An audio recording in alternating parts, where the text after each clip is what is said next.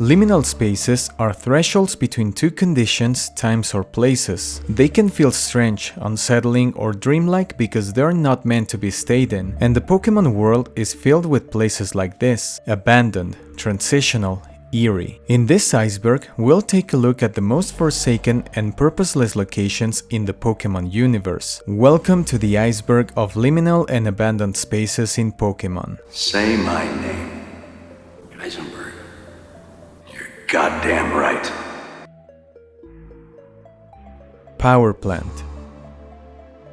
There's something about Kanto, but especially the Kanto of red, blue and yellow, that can feel a little eerie. The power plant is located east of Cerulean City, and all you need is surf to reach it. While it may not reach Lavender Town levels of creepiness, there's still something unsettling about this place, as it's completely devoid of human presence and infested with dangerous electric Pokémon, including the legendary Pokémon Zapdos. Its appearance in red, blue and yellow shows it as a place in ruins, especially due to the usage of those rocks present in other caves due to the system's limitations. Abandoned ship. When I think about the abandoned ship in Ruby and Sapphire, it reminds me of the SSN, even though this ship sank into the depths of the ocean. Contrary to the SSN, the SS Cactus remained on the surface in one piece, and many visitors enjoy exploring the old and mysterious vessel. I've always wondered what the story of the SS Cactus is, because we don't really know too much about it. The only information we can find about the ship is mentioned by a character in the Oceanic Museum, who says that the ship reminds him of the SSN. While on the first floor there are a couple of trainers who challenge you, as you go deeper into the ship, you will find parts of the vessel partially sunken and completely abandoned with no Pokémon or people on site. Who knows if we'll ever know about the history of this ship, but some mysteries are more interesting if they remain as such. Kanto's Route 2 East Section. At the very beginning of your Kanto adventure, you can walk on Route 2, and right before you get to Viridian Forest, you can see that there's another path on the right side that you can't access. Later, you can access that section through the Diglett's Tunnel, and there's not too much to this place except for a couple of NPCs. There's some sort of emptiness on this side of Route 2, in spite of being an early part of the game that makes it eerily lonely and purposeless. Ruins of Alph.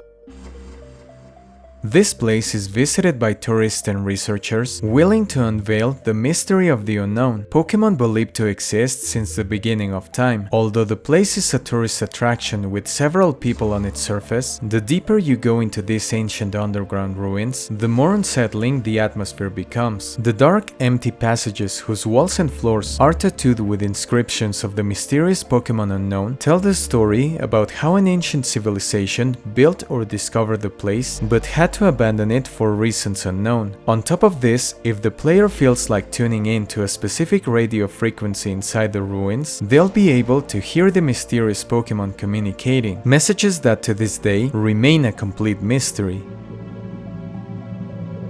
Bird Island. Bird Island is located between 6 and 7 Island in the Kanto region and is only accessible by ferry with the Aurora ticket in Pokémon Emerald, Fire Red and Leaf Green. Its triangular shape hints at a possible artificial formation, but little is known about the island other than it being the home of the mythical Pokémon Deoxys. Even the sailor that takes us to the island acknowledges the odd shape of the place. Deoxys is said to be a virus from space that mutated, making Bird Island one of the first known locations where an alien lifeform was discovered. On top of that, the inaccessibility of the place makes it mysterious and lonely. Tanoby Ruins.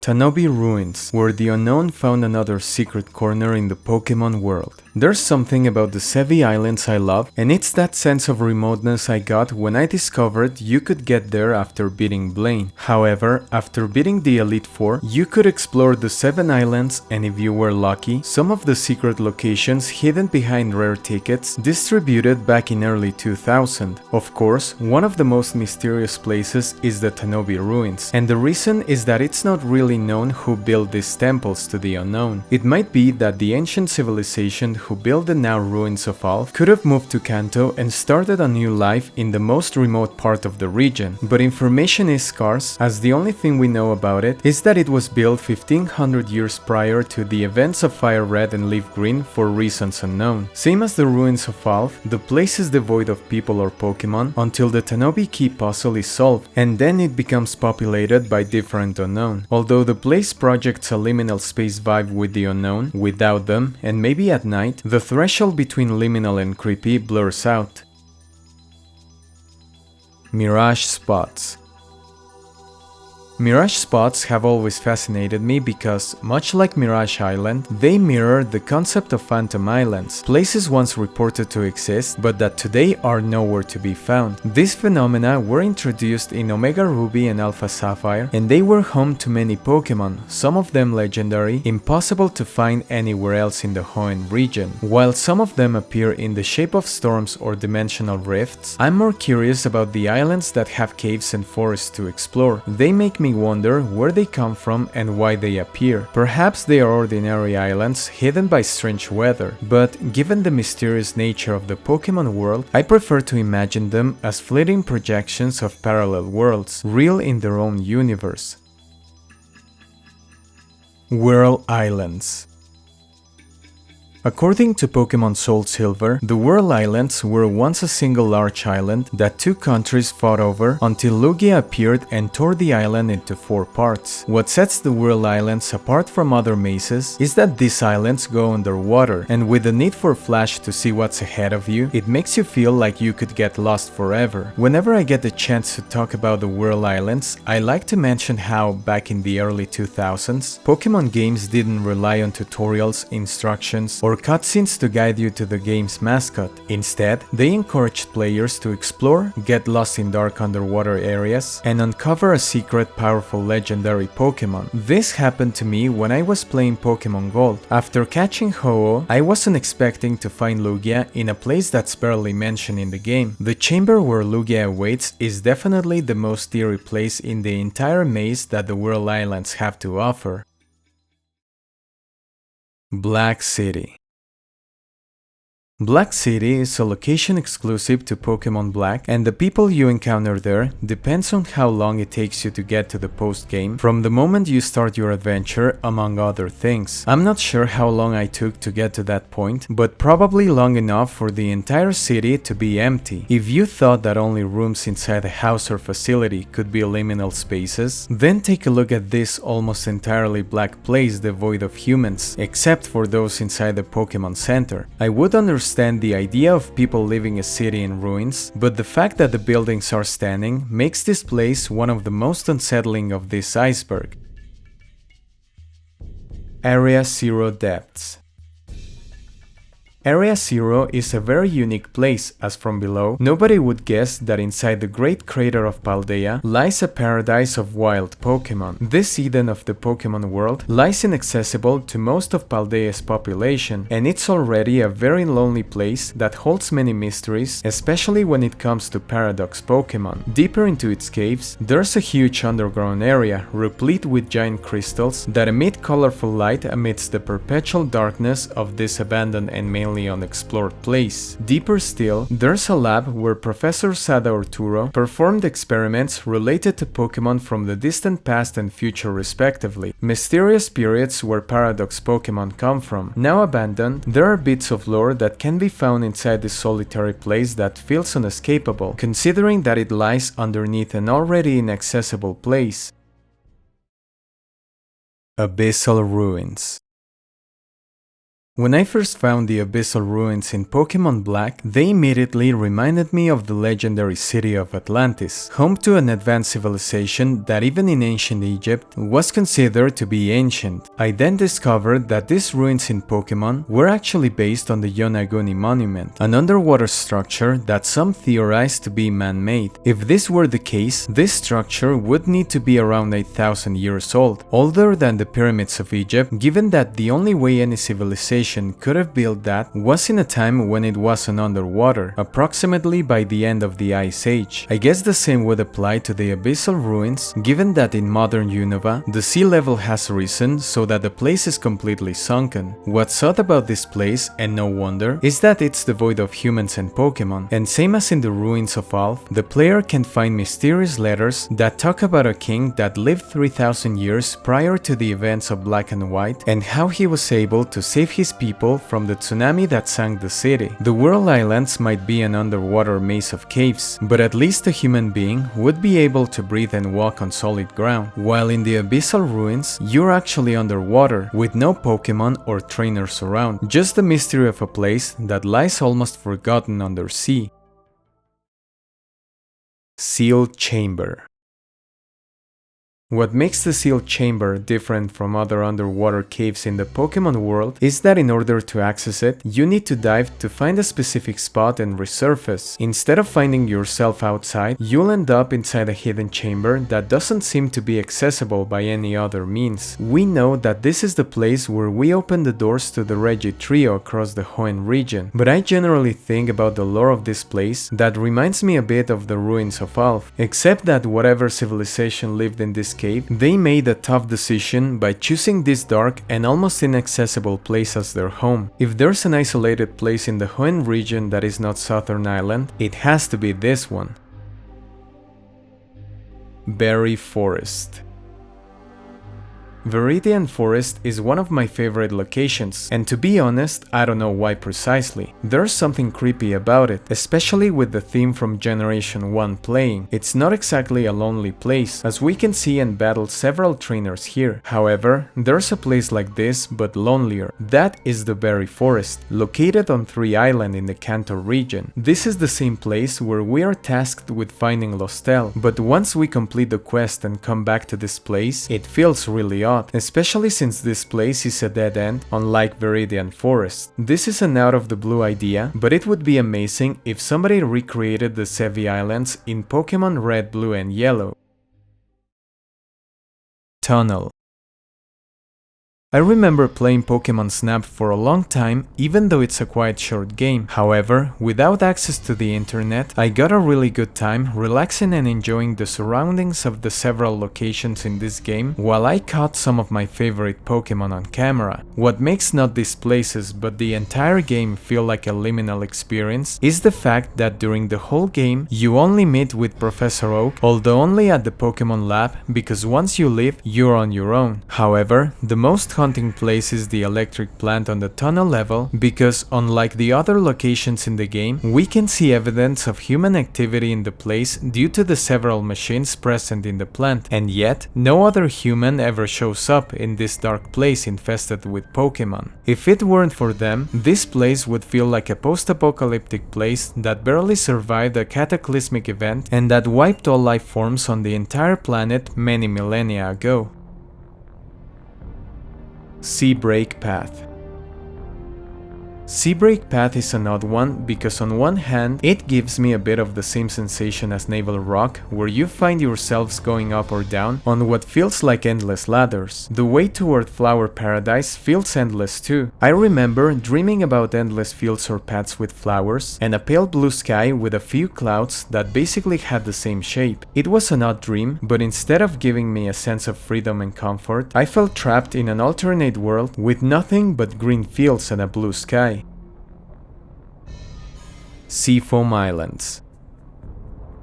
If there's one remote place in the Kanto region of Gen 1, that has to be the Seafoam Islands, and as a consequence, it's probably the most isolated place. To be fair, the Seafoam Islands don't come across as liminal, and neither are they completely abandoned, as we can see a couple of NPCs surrounding the place and even talking about it. However, the fact that these caves, home to the first legendary Pokémon in the National Pokédex, are so far away from other locations in Kanto gives these islands an air of mystery, remoteness, and isolation.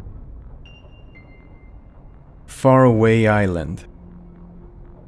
As its name implies, Faraway Island seems to be a place only spoken in legends, given that the only way to reach it is by using an old map of unknown origin. Although it's one of the few places that shows evidence of somebody setting foot on the place before the player, the fact that the sign we find on the island is so worn out that it's barely readable, it means that in this case, Dr. Fuji must have written this message a really long time ago, making the island feel abandoned both in time and space. Once again, we find the abandoned ship theme that goes so well with this kind of location in Gen 3, a truly unrepeatable era for Pokémon. Navel Rock.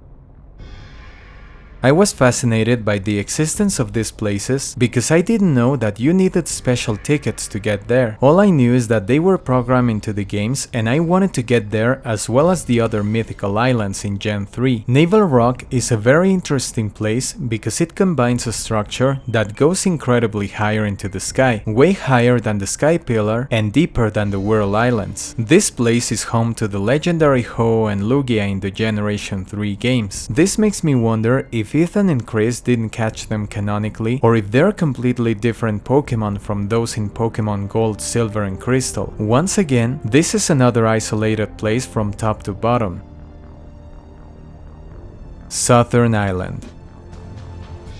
I remember reading a Nintendo magazine back in 2002 with preview images of Pokémon Ruby and Sapphire, and I was completely sure that I would get Pokémon Sapphire because I love its exclusive Pokémon. However, while nowadays I love Latias, especially her shiny form, I was leaning toward Latios' coolness. When I discovered Cerebi.net, I read that there was a secret location in the game, a peaceful and faraway place where either Latios or Latias dwell. In fact, with access to Southern Island, I would have been 100% happy with my decision to get Sapphire, as Latios is the Pokémon that lives in that place. However, I realized that in order to access that place, I needed a ticket that I could never get due to where I lived. Talking about the place, this is the first event location in Pokémon's history as far as I'm concerned, and there was something fascinating and nostalgic about it. I've talked about Southern Island many times and the messages about dreams belonging to different realities. Even with the presence of Latios or Latias, this undiscovered island located in the south of the Hoenn region feels as a place where a castaway would end up on. Purposeless spaces in caves and forests. Video game design is interesting. In order to give it some sort of realism, regardless of how crude the graphics are, the designers need to add spaces that have no purpose at all other than to lead the player to an area with a dead end. No Pokémon, no NPCs, no items, just empty space to let the player know that that's not the right path to follow. A lot of mazes such as Viridian Forest, Mount Moon, Cerulean Cave and other present in future generations are an example of this. And I guess it's precisely the feeling of purposelessness and solitude that provides that liminal sensation we've felt several times in Pokémon games. Thrifty Megamart. The Thrifty Megamart was once a regular supermarket built near Tapu Village. Unfortunately, it was built on Tapu Bulu's sacred land, who decided to destroy the place, leaving it in ruins and abandoned. It didn't take too long for ghost Pokémon to take over it, and it's a location that seems out of place. One of the most iconic images of liminal spaces is precisely that of an abandoned shopping mall, and this empty place in the Alola region definitely deserves its own place in this iceberg. Underground paths.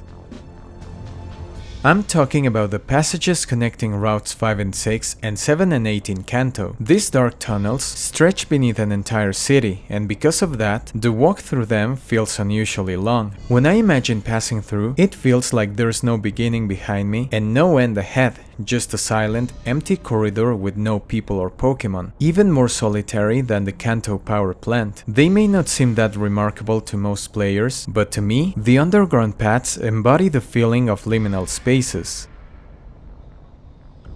New Mauville.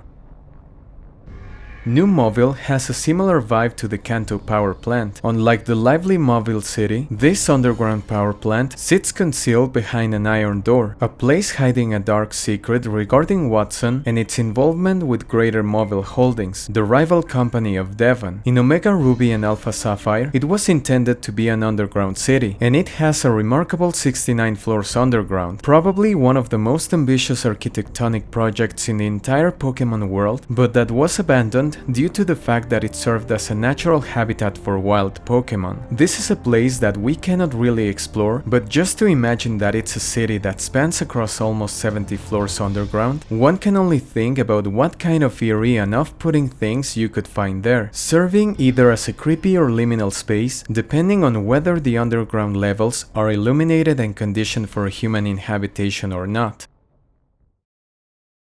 Safari Zone.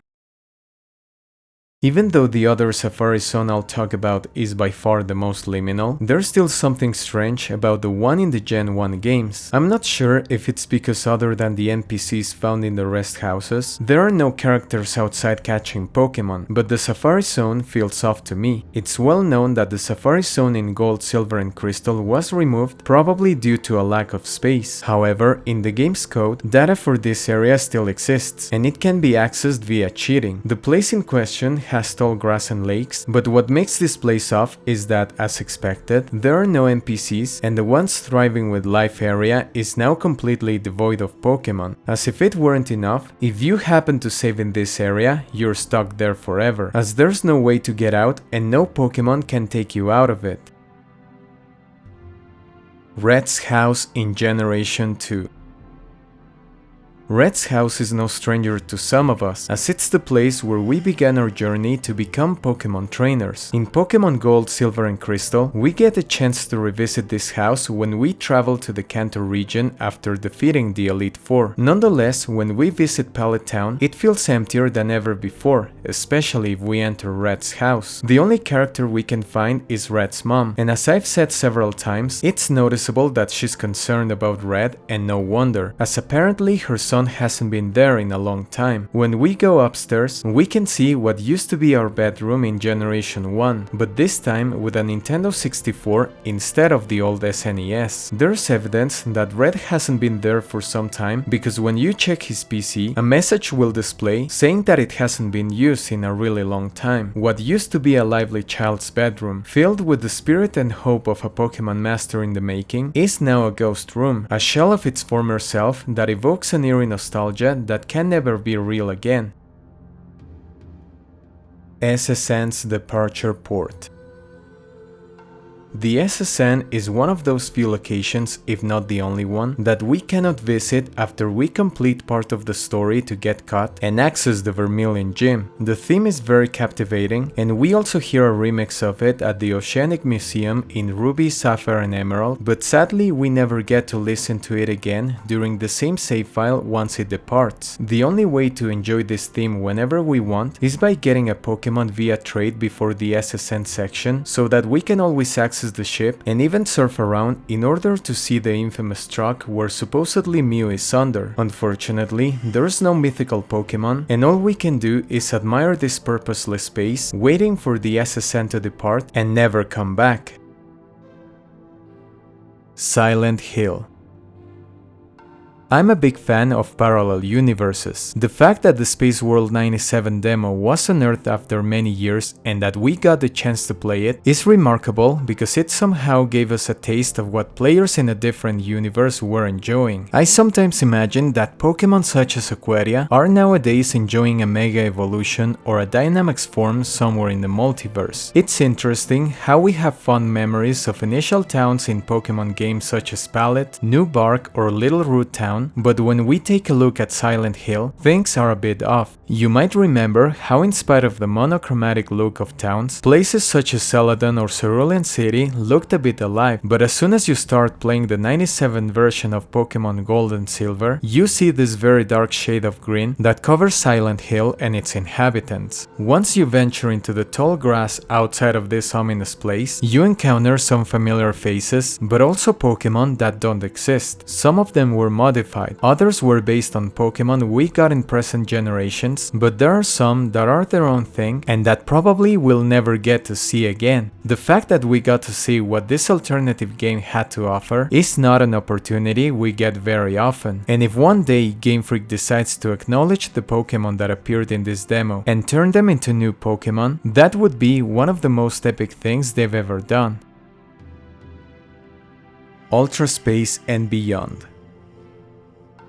Light years isn't time, it measures distance. This is what we're told by a junior trainer at the Pewter City Gym in Pokémon Red, Blue and Yellow. If I talk about this, is because we experienced this in Ultra Sun and Ultra Moon when we travel through Ultra Space. A light year is the distance that light travels through vacuum in 1 year. Since light travels at 300,000 kilometers per second, that means that 1 year of light speed travel would take you 9.46 trillion kilometers from your starting point 365 days after. Considering that when we travel through ultra space, we can travel as far as 7,000 light years away from Earth, that means that the player ends up in a place that is 66 quadrillion kilometers from our planet. And what do we find there? A completely lonely world, with the exception of the Pokémon we encounter in that remote part of the galaxy. I remember theorizing in my Pokémon Sun and Moon Iceberg that it's possible that, while the Ether Foundation was experimenting with ultra wormholes, it's possible that they accidentally sent wild Pokémon to these remote places to spend the rest of their lives in solitude. If you thought that Black City was a strange place to end up in, then imagine being stranded on a random planet of the galaxy, alone, with nothing and nobody to interact with, waiting for your life to vanish into the void of an undiscovered and abandoned place for all eternity. Kanto's post-game. As you know, not all the Kanto region is Lavender Town, Pallet Town, the Power Plant or the Seafoam Islands. There's plenty of life in cities such as Celadon, Saffron, and routes crowded with trainers eager to battle, such as on the cycling road. Nonetheless, there's something about the entire Kanto region that seems off after beating the Elite Four. When I first played Pokémon Red, I remember I was eager to explore every single corner of each town, city, route, cave and buildings, as well as speaking to the NPCs around the region. Once I beat the Elite Four, I could finally see what lied behind the NPC guarding the entrance to the Unown dungeon, and I saw that the place was infested with Pokémon at a higher level than even my most powerful Pokémon. And obviously, at the end of the cave, there was Mewtwo, the most powerful Pokémon in existence back then. I trained most of my favorite Pokémon to level 100 including Mewtwo, but then the game became a bit off. Besides wild Pokémon, the only Pokémon battles I could experience in-game was the Elite Four, over and over and over again. Kanto's post-game is understandably lacking since we're talking about the first Pokémon games ever made. Once you've caught every Pokémon in your cartridge, every legendary, become the champion and trained all your favorite Pokémon at the highest level, you go back to Pallet Town after becoming a Pokémon master, but your mom still speaks the same lines as if time didn't exist. The same NPCs everywhere, following the same movement patterns, speaking the same lines. Nothing changes. You're trapped in an endless loop where new events no longer occur. A world where no changes can ever occur, and yet you can traverse by walking, cycling, flying and surfing forever. I have a Pokémon Blue cartridge, and whenever I feel like reliving my childhood through it, I come across this odd sensation of being trapped in time. And what at the beginning feels like nostalgia, it brings me back to this eerie sensation that makes me want to play something more up to date. Without a doubt, after some time, the Kanto region of Pokémon Red, Blue and Yellow can become a liminal space in itself.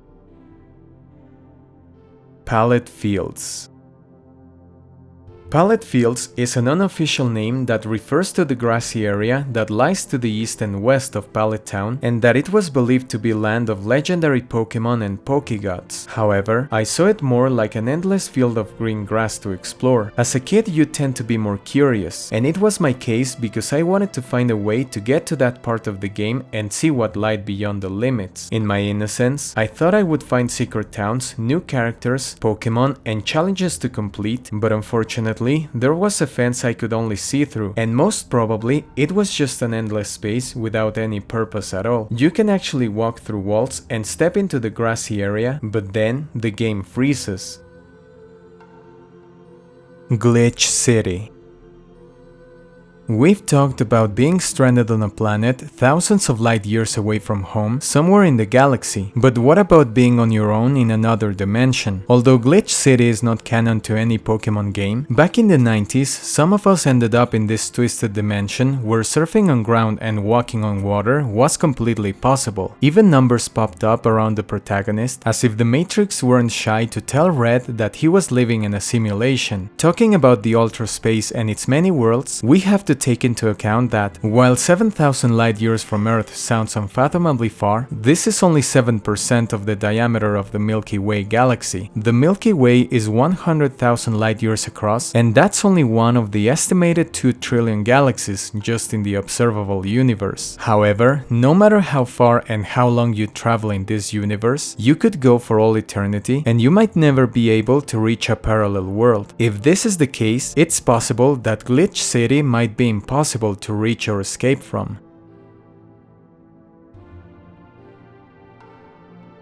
Thank you so much for watching. I want to thank It Blue and Kate Kiger for becoming members of the channel. If you want to become a YouTuber or get access to exclusive content, you can support the channel even further by joining the members of the channel. Also remember to subscribe to the Iceberg experience for more video game related icebergs. See you in the next one.